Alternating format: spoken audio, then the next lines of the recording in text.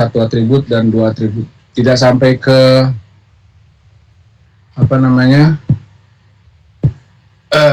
tidak sampai ke informasi gen.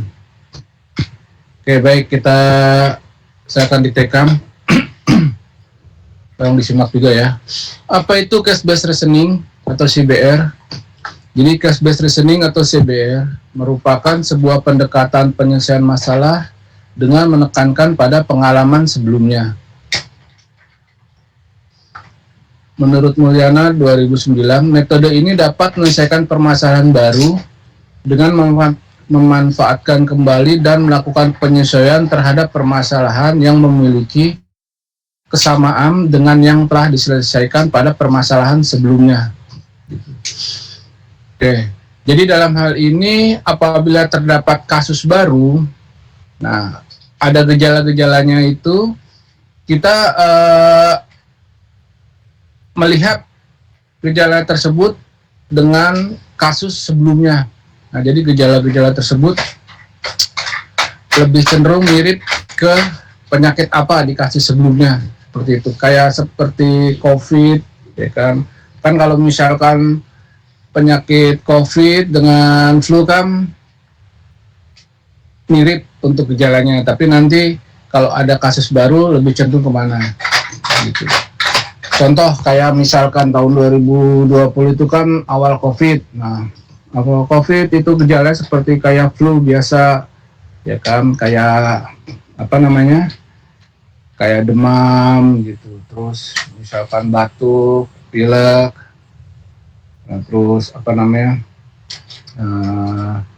pernapasan, gangguan pernapasan, gitu. Tapi ketahuan itu setelah diambil sampel. Nah, kemudian pada 2023 itu kan sudah selesai, tapi ada lagi yang gejala mirip dengan COVID gitu. Nah, ternyata dilihat dari gejala tersebut, oh ternyata ketimbang flu lebih cenderung ke COVID, tapi dengan varian baru. Jadi nanti untuk studi kasus di materi ini tentang hama penyakit pada tanaman manggis. Lanjut ke slide yang kedua. Untuk algoritma cash based reasoning atau CBR yang dimulai dengan data kasus baru. Jadi kita ada data kasus baru, kemudian kita melihat gejala tersebut, retrieve, mencari kesamaan kasus yang mirip dengan gejala kasus baru itu dan gejala penyakit sebelumnya. Kemudian hitung nilai similarity. Nah, di sini similarity problem case-nya itu terdiri atas S-nya itu gejala atau problem, lalu W bobotnya. Sampai nanti gejala ada berapa, sampai SM dikali bobotnya dibagi total jumlah bobot yang ada di dalam kasus baru atau dalam tabel data baru. Keterangan untuk S similarity-nya nilai kemiripan yaitu 1 jika sama dan 0 jika beda. Jadi dalam hal ini gejala di kasus baru jika terdapat kemiripan di tabel kasus yang sebelumnya, kasus lama, jika ada yang sama atau cocok diberi nilai 1. Jika tidak ada yang cocok berarti diberi nilai 0. Kemudian nanti dikalikan dengan weight atau bobot yang diberikan pada kasus baru tersebut. Contoh kasus dan implementasi cash based reasoning. Kasusnya diagnosis tanaman manggis. Tahapan akuisisi pengetahuan. 1. Menuliskan gejala penyakit dari fakta baru, yaitu kasus pada tanaman manggis, kodenya K1. Yang kedua, mencari gejala penyakit dari fakta lama, dari kasus penyakit lama, kodenya K2, misalkan penyakit A dan penyakit B. Oke, jadi nanti ada fakta baru, gejala-gejalanya apa, itu masuk kode K1 atau tabel K1 penyakit baru. Kalau nanti dilihat gejala itu mirip dengan gejala penyakit pada fakta yang lama, jadi nanti tabelnya K2. Yang ketiga, berikan bobot pada masing-masing gejala 0 sampai dengan 1. Jadi kalau misalkan dalam hal ini kan kasusnya itu soalnya udah ada tuh bobotnya, tapi nanti jika kalian riset di kemudian hari gitu menggunakan apa namanya nilai bobot, ya itu nanti kalian bisa memberikan, baik itu memberikannya berupa apa namanya, memberikannya berupa dari angket atau dari presentasinya.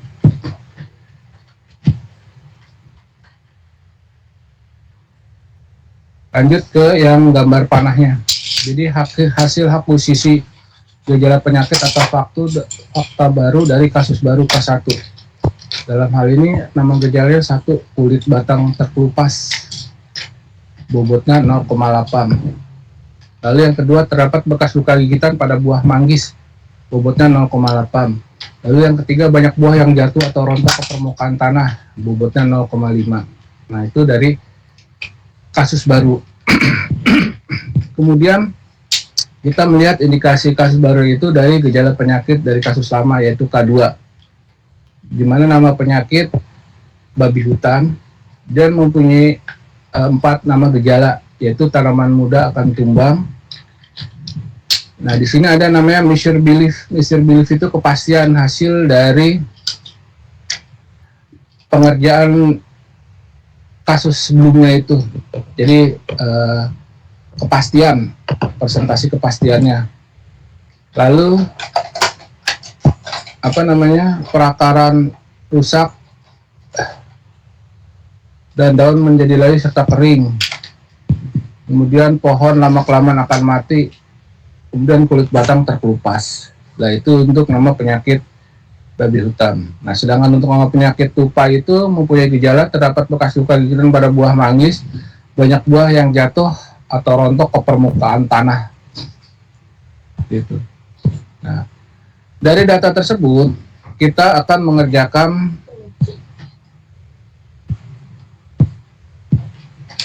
penyelesaian tentang case-based reasoningnya. Jadi di sini hitung kemiripan kasus. Yang pertama-tama kita kerjakan kemiripan K1 dengan kasus kedua. Jadi kasus baru dengan kasus lama dengan melihat penyakit babi hutan. Jadi kita lihat yang pertama, kulit batang terkelupas di kasus baru. Nah kita lihat di gejala babi hutan ada nggak? Oh ternyata ada, yang di baris keempat, kulit batang terkelupas. Jadi kita kasih poin 1 dikali bobotnya yang di kasus baru itu, kulit batang terkelupas 0,8, ya kan? Lalu ditambah yang kedua, terdapat bekas luka gigitan pada buah manggis. Oh di nama gejala di babi hutan nggak ada, berarti 0 dikali 0,8. Yang ketiga, banyak buah yang jatuh atau rontok ke permukaan tanah. Di nama gejala penyakit babi hutan nggak ada, berarti 0 dikali 0,5. Dibagi total bobotnya 0,8 tambah 0,8 tambah 0,5. Hasilnya adalah 1 kali 0,8, 0,8 ditambah 0 kali 0,8, 0 ditambah 0 dibagi jumlah bobot 2,1. Jadi 0,8 dibagi 2,1 hasilnya 0,38. Nah itu selesai untuk kemiripan kasus penyakit babi hutan. Kemudian yang kemiripan yang kedua, kasus baru dengan kemiripan pada tupai. Nah, di sini kita lihat di gejala kasus baru kulit batang terkelupas. Nah, di nama gejala tupai kan nggak ada, berarti 0 dikali 0,8. Ditambah terdapat bekas luka gigitan pada buah manggis. Oh ada, berarti 1, ya kan? Karena kan nama gejala kasus baru dengan nama gejala tupai kan sama tuh. Berarti terdapat bekas luka gigitan pada buah manggis, berarti 1 dikali 0,8 ditambah banyak buah yang jatuh atau untuk ke permukaan tanah. Oh ada, berarti 1 dikali bobot yang di kasus baru itu 0,5. Entah gitu. Nah, jadi hasil 0 kali 0,80 ditambah 1 kali 0,8, 0,8 ditambah 1 kali 0,5, 0,5. Jadi 0,8 tambah 0,5, 1,3 dibagi total bobotnya 2,1. Hasilnya 0,62. Nah, di situ nanti kita rubah ke dalam persentasi. Jadi 0,38 jadi 38%, 0,62 jadi 62%. Nah, dari algoritma yang di atas kan setelah kita menghitung similarity, kita revise, jadi meninjau kembali dan memperbaiki solusi yang didapat. Nah, jadi setelah solusi yang didapat itu lebih cenderung ke yang paling besar presentasinya tupai, maka dibuat revise, masukan baru untuk data yang terbaru. Nanti gejala penyakit baru pada tanaman manggis mirip dengan gejala pada penyakit pada kasus lama, yaitu penyakit hama tupai dengan kemiripan 62%.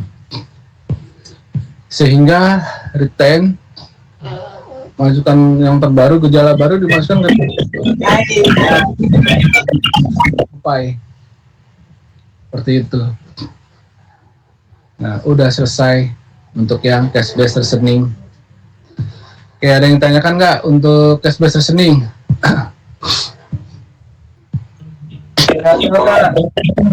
Oke, pas ya, lanjut. Jadi nanti yang sering keluar itu case based reasoning. Enggak, apa namanya, jadi soalnya itu ya, apa namanya, seperti ini, cuma nanti mungkin yang berbeda bobotnya sama jenis penyakitnya, cuma cara pengerjaannya sama. Yang perlu kalian lihat itu nanti kalau misalkan nggak digarisin itu, dilihat nama gejalanya itu nanti biasanya kalau kayak babi hutan itu kan dia 4 karena dia tengah-tengah gitu. Sedangkan tupai itu cuma 2 karena dia harusnya mah yang di tabel itu digarisin, jadi untuk gejala babi hutan 4 gejala, tupai 2 gitu lebih enak. Cuma kalau tidak ya nanti kalian ngira-ngira seperti itu. Kalau misal gejala lebih banyak dia biasa di tengah-tengah kayak babi hutan gitu, terus tupai. Dilihat kemiripan dari kasus baru dengan kasus lama, lalu nanti dikalikan, dibagi total bobot, di mana yang persentase lebih besar, nah itu menjadi revise. Seperti itu. Masuk ke dalam induksi rule, nah ini yang udah mulai ribet, ada penghitungan log walk segala.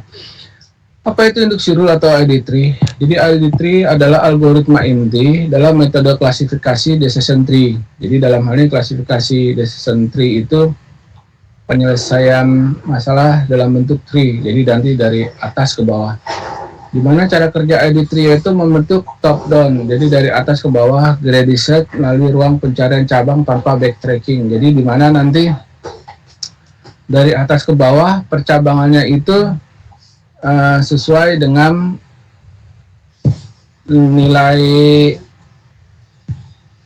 information gain-nya. Kalau dia atributnya lebih dari 2 cara pengerjaannya, seperti itu.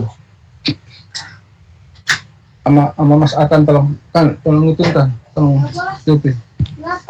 Ini jadi dalam hal ini ID3 itu menggunakan entropi dan information gain untuk mengkonstruksi pengetahuan ke dalam decision tree.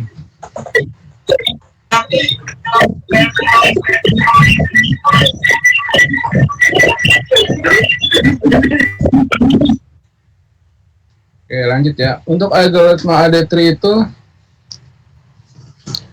akuisisi objek atau target, nanti ada kerja dulu ya. Tolong tipin kan? Tolong tipin. Akuisisi objek atau target atau variabel, gejala atau fakta, atribut dan nilainya. Di mana kita akan buat tabel frekuensi masing-masing atribut. Jelas. Yaitu kita hitung entropi objek atau target. Kalau kita udah mendapatkan hitung entropi variabel, gejala atau fakta terhadap objek, kemudian kita hitung lagi information gain-nya. Apabila information gain-nya ada, kita lihat untuk information gain yang paling maksimal. Jika iya, dia terpilih menjadi root.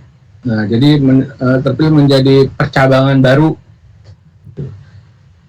Kalau tidak, dia menjadi node yang akan dikerjakan information gain-nya lagi. Kalau misalkan dia entropinya 0, dia menjadi terpilih menjadi leaf, ya kan? Jadi istilahnya diabaikan. Kalau misalkan tidak, dia akan dihitung lagi entropinya. Seperti itu. Ini contoh entropi satu atribut. Iya, entar. Entropi satu atribut, di mana rumusnya sigma I1 sampai C, di mana minus PI log 2 P1. Jadi nanti contohnya itu bermain golf, astagfirullah. Entar dulu. Bermain golf ini iya dan tidak. Ya kan? Iya, entar dulu. Kalau iya dia 9, kalau tidak dia 5. Gitu. Kan tolongin apa kan? Ntar nih katanya. Jadi dalam hal ini bermain golf entropinya yang dalam kurung 5 itu tidak, 9 itu iya.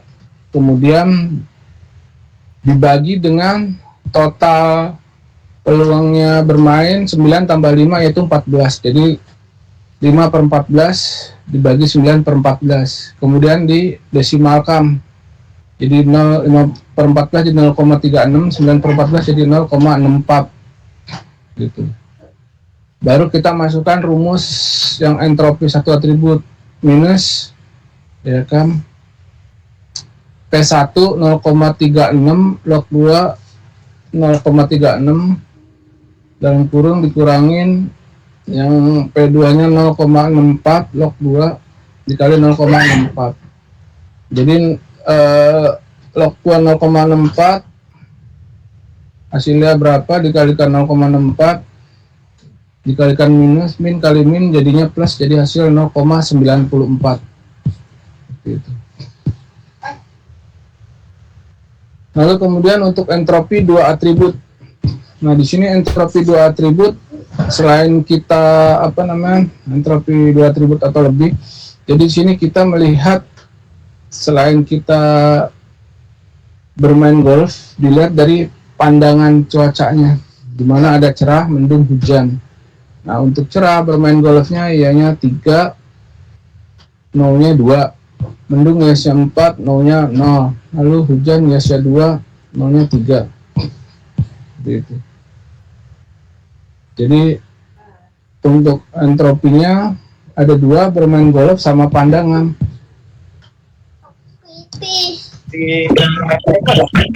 Kenapa? Kata doang terus. Kenapa? Ada pertanyaan nggak? Iya. Ayo. Taruh. Astagfirullahaladzim. Nah, di situ kan ada cerah, mendung, sama hujan. Nah, kita ngitung seperti di atas, cuman satu-satu. Yang untuk cerahnya itu entropinya 32, lalu mendung 40, hujan 23 dari ya dan tidak.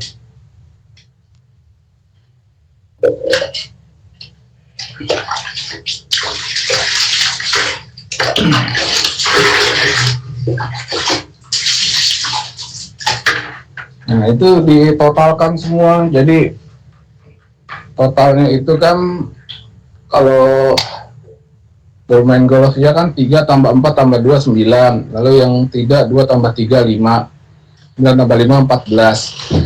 Jadi totalnya untuk entropi cerah itu kan ya dan 3 tambah 2 5 per 14.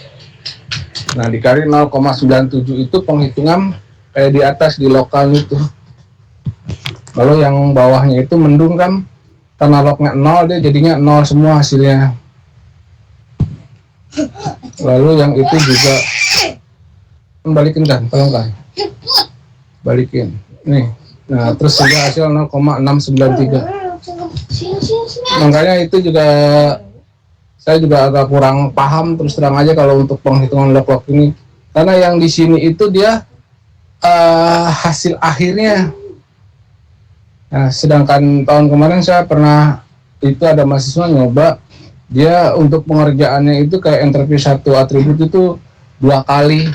Jadi pertama dia cari lognya dulu, ketemu lalu dikalikan. Nah, yang ini juga yang di kotak ini untuk interview 2 atribut juga seperti itu, gitu. Makanya di sini cuma hasil akhirnya. Nah, kalau kalian menanyakan itu prosesnya gimana, ya makanya kan tadi saya bilang kalau misalnya masih ada yang ingat dulu kalkulus penghitungannya seperti apa, atau misalnya ada yang bisa menjelaskan, nah nanti minggu depan pada saat luring bisa di-share gitu. Nanti kalau yang bisa mengerjakan bisa buat nilai tambah. Intinya nanti kalau misalkan ujiannya keluar, nah kalian rumusnya aja terus prosesnya kayak gini, mengenai nanti hasil akhirnya berbeda-beda nggak masalah, paham ya? Jadi nanti sifat ujiannya dia luring, nggak online, ujian di kampus, open catatan pakai kalkulator kayak gitu. Yang udah sih cuman sampai entropy 2 atribut sini, nggak sampai information gain. Kalau information gain dia lebih rumit lagi karena dia buat percabangan, dibuat percabangannya gitu. Oke, ada yang tanyakan dulu nggak mengenai CBR lalu entropy 1 atribut 2 atribut? Belum masuk informasi gain. Oke, lanjut ya. Untuk informasi gain itu untuk catatan nilai informasi gain diperoleh dari penurunan nilai entropi setelah dataset dibagi menjadi sebuah atribut. Membangun decision tree tentang membangun atribut yang menghasilkan informasi gain tertinggi atau cabang yang paling homogen. Nah itu karena dasarnya dia decision tree, jadi dibuat percabangan seperti pohon. Nah ini di sini rumus informasi gainnya ini gain tx et, di mana dia penyelesaiannya bermain golap pandangan 0,94 dikurang 0,69 jadi 0,247. Nah, di sini akustik pengetahuan identifikasi atribut fakta yang mempengaruhi keputusan untuk bermain golf, identifikasi nilai dari setiap atribut. Jadi data yang diperoleh itu sebanyak 14 kombinasi. Karena kan tadi totalnya itu dari ya dan tidak itu 3, 4, 2 itu 9 ditambah 0-nya 2 tambah 3, 5. Jadi ada 14 kombinasi. Nah, dari 14 kombinasi itu nanti kita akan dibangun decision tree-nya. Pertama kita bermain golfnya itu kita hitung hasilnya 0,94 itu yang di slide halaman halaman 13. Kemudian nanti di split lagi, di split entropinya berdasarkan pandangan. Kemudian nanti ketemu hasilnya yang paling besar, baru kita hitung. Jadi kan pandangan itu dilihat dari yang lalu temperatur, lalu nanti kelembapan, lalu nanti berangin, sehingga nanti yang halaman 18 nah, ketemu untuk entropi bermain golf, lalu yang untuk pandangan entropinya 0,693, informasi gainnya 0,47 gitu, temperaturnya juga 0,911, gainnya 0,092, kelembapan 0,788, gainnya 0,152, lalu berangin seperti itu.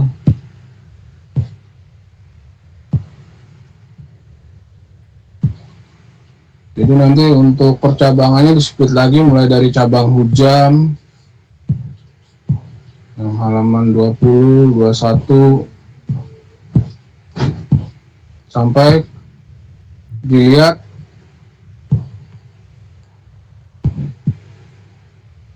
cek kembali gen terbesar. Atribut kelembapan memiliki gen terbesar. Jadi antara pandangan, terus temperatur, kelembapan, nah kelembapan yang paling besar. Jadi dalam hal ini gen berangin 0,855, kelembapan 0,971, temperatur 0,057. Nah, hasil akhir itu pengetahuan kasih berhasil diproses ke dalam decision tree. Nah, selanjutnya penarikan kesimpulan masih menggunakan metode inferensi. Nah, sedang metode inferensi itu nanti diajarkan setelah UTS penggunaan metode. Jadi di sini menghitung masing-masing entropi kalau information gain dan melihat yang paling besar. Gitu. Yang perlu kalian perhatikan itu yang CBR dan entropi satu atribut.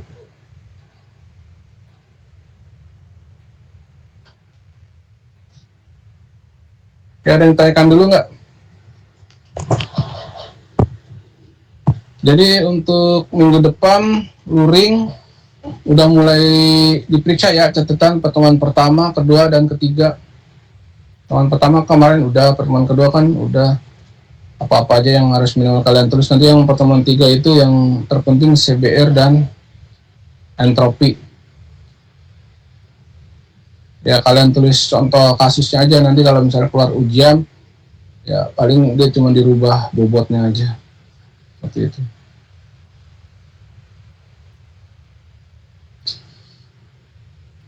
Oke, ada yang ditanyakan nggak?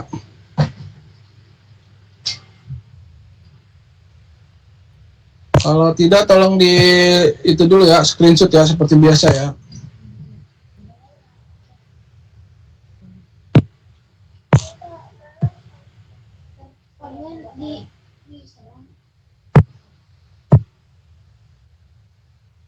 Rofi, bisa di screenshot nggak, Vi?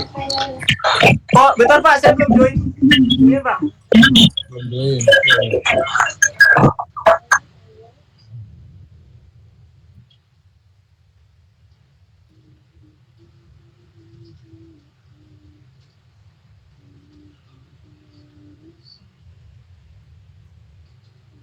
Sebentar dulu Pak. Lagi di jalan, Vi.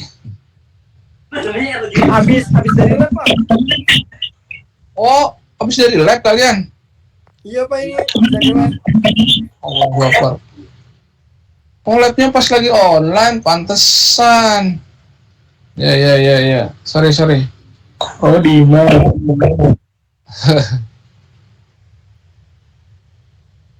Saya pikir minggu kemarin, minggu kemarin yang hari Selasa yang pada dari lab ya.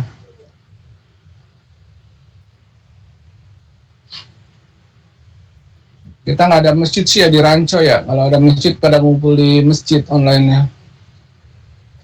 Buat informasi terbaru, kalau yang belum nyerahin formulir KKP, tolong diserahkan. Lalu kalau sudah, segera diambil biar ketahuan nama dosen KKP-nya. Jadi nanti biarin kalian segera hubungi, nanti ketemuan, minta judul, kalau udah judul di ACC, dibalikin lagi formulirnya ke Prodi, mau ditandatangani nama Bu Mei.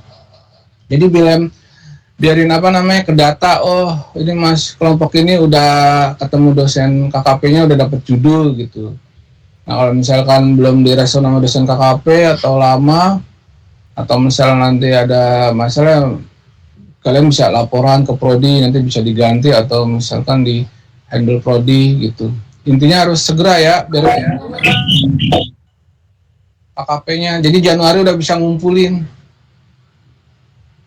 Makanya sekarang KKP ditaruh di semester 7 biar kalian tepat waktu ngerjainnya, nanti semester 8 tinggal tugas akhir. Yang sebelum-sebelumnya kan KKP di semester 8, jadi tugas akhir pada telat, alasannya pada ngerjain KKP. Kalau sekarang udah nggak ada alasan lagi gitu. Paham ya? Ada yang sudah ngubungin? Pak, udah siap nih Pak. Ayo di kamera diaktifin dulu semua.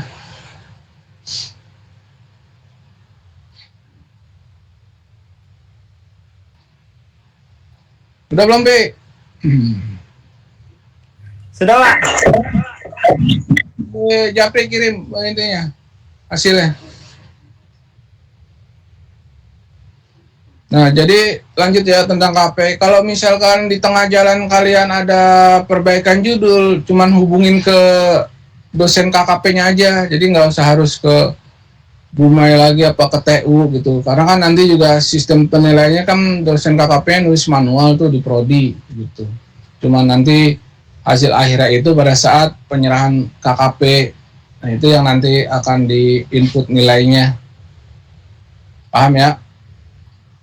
Ada yang ditanyakan nggak mengenai materi? Insya Allah kalau materi yang CBR kan jelas tuh tadi saya sampaikan. Terus yang entropi ya begitulah. Maksudnya harus cari yang materi matematika dulu tentang penghitungan log. Yang terlebih satu atribut, apalagi yang dua atribut. Gitu. Nanti ujiannya CBR doang sama entropi satu atribut yang keluar.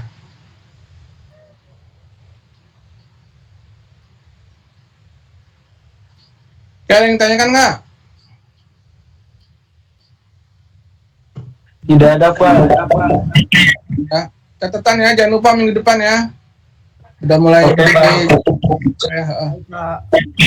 Ya, pokoknya nanti ditulis bab 1 apa-apa aja yang kemarin saya suruh, bab 2 apa, bab 3 apa gitu. Jadi nanti pas dicek ada judul pertemuan pertama apa aja, catatannya pertemuan kedua apa aja, terus pertemuan ketiga apa aja gitu. Biar kalian nanti kalau ujian juga enak ngonteknya. Ya, oke P, ya udah bagus. Oke. Nah, makasih. Paham ya? Udah clear nih, nggak ada yang tanya nih. Tidak ada Pak. Sudah kan Pak? Oke, ya. Masih ada yang di lab ya. Ya udah ya, makasih ya. Nanti kalau misalnya ada yang tanyakan minggu depan dilanjut lagi ya mengenai KKP, perkuliahan dan materi kalau misalkan masih ada sisa waktunya. Untuk hari ini selesai ya. Makasih ya atas kehadirannya. Iya Pak, sama-sama. Kalau ada keterbatasan. Assalamualaikum warahmatullahi wabarakatuh. Waalaikumsalam. Terima kasih Pak. Terima kasih Pak.